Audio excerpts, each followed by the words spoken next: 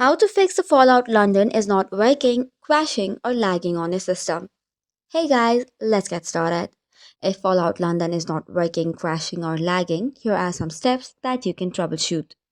First of all, check for the system requirement and verify the compatibility. Next up, make sure you have updated your Fallout 4 and the Fallout London. Likewise, you have to verify the mod installation as well. Ensure that Fallout London was installed correctly and also follow the on-screen installation instructions.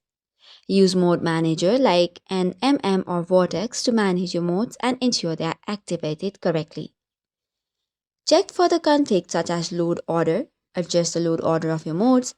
Use tools like load order optimization tool to help manage and optimize your load order.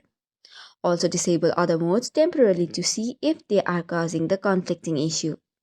Also, make sure to verify the integrity of your game if you're using Steam.